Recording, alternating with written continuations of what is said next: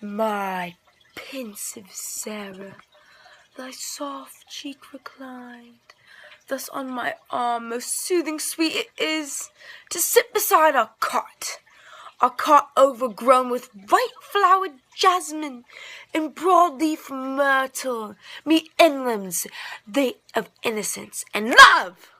And watch the clouds, they late and rich with light, slow saddening round and marked with the star of eve, serenely brilliant. Such wisdom be shine opposite, how exquisite the sense, snatched from yon bean field, and the world so humbled, the still murmur of the distant sea. Tell us the silence. And that simplest Luke, placed lengthways on the clasping heart, how desultory breeze caressed like some coy maid half yielding to her lover. It pours like some sweet upbraiding, and must needs tempt repeat the wrong. And now its strings, bolder swept, long sequacious notes over delicious surges, sink and by such soft floating witchery of round as twilight elfins made when they were at eve.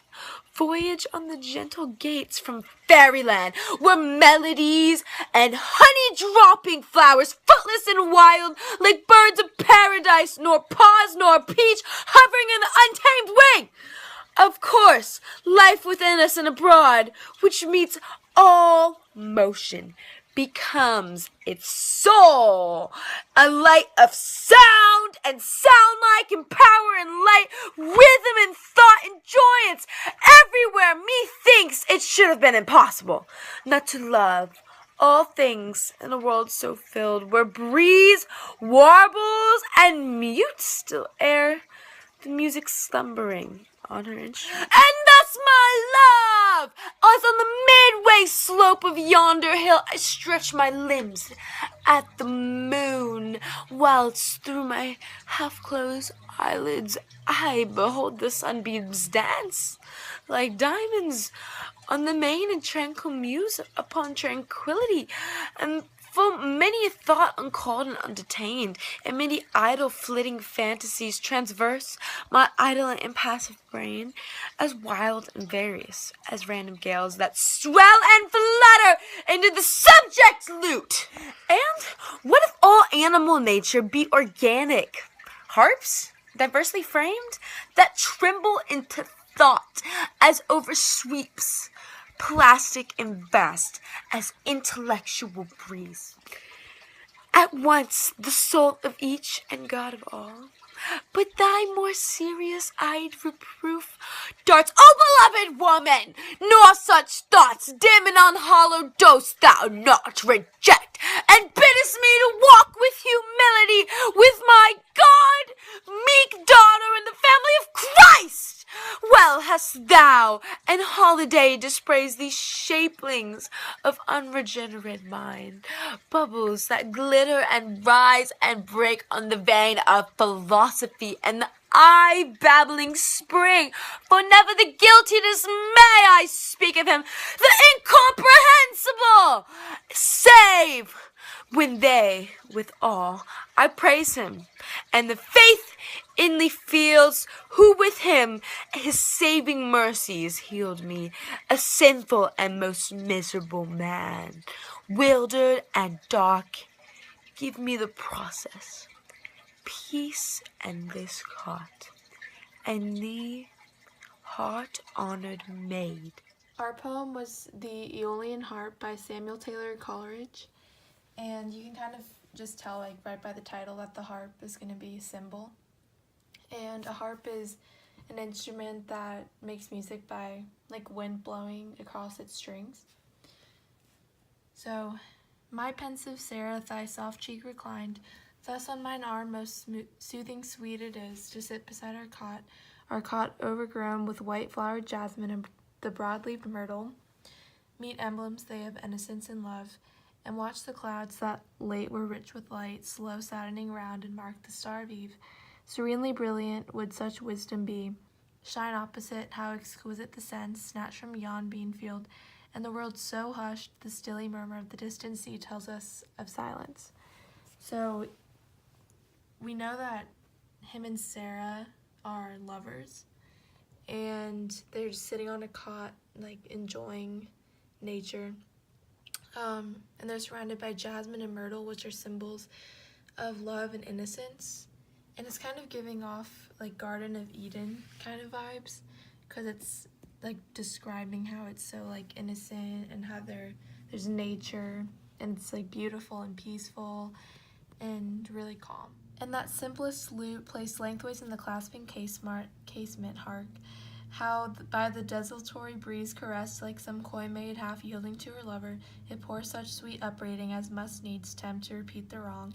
And now its strings boldly are swept, the long sequacious notes over delicious surges sink and rise, such a soft floating witchery of sound as twilight elfins make when they at eve voyage on gentle gales from fairyland, where melodies round honey-dropping flowers fill us and wild like birds of paradise, nor pause nor perch hovering on untamed wing. Oh, the one life within us and abroad, which meets all motion and becomes its soul, a light and sound, a sound like power and light, rhythm in all thought and joins everywhere. Methinks it should have been impossible not to love all things in a world so filled, where the breeze warbles and the mute still air is music slumbering on her instrument. So this stanza introduces the harp, and it's just showing that he is enjoying the sound of the harp and really like interpreting everything. And there's a lot of sound words in it, like notes, strings, melodies, instrument, and it's really spurring his imagination and it's inspiring him. And thus, my love, as on the midway slope of yonder hill I stretch my limbs at noon, whilst through my half-closed eyelids I behold the sunbeams dance like diamonds on the main, and tranquil muse upon tranquility, full many a thought uncalled and undetained, and many idle flitting fantasies traverse my indolent and passive brain, as wild and various as the random gales that swell and flutter on this subject lute. So as the wind is, it's kind of like he's comparing himself with the harp, kind of like as the wind is going through the harp, creativity and imagination is like going through him, and he's still just being really inspired by the harp. What if all of animated nature be but organic harps diversely framed, that tremble into thought as over them sweeps plastic and vast one intellectual breeze, at once the soul of each and God of all.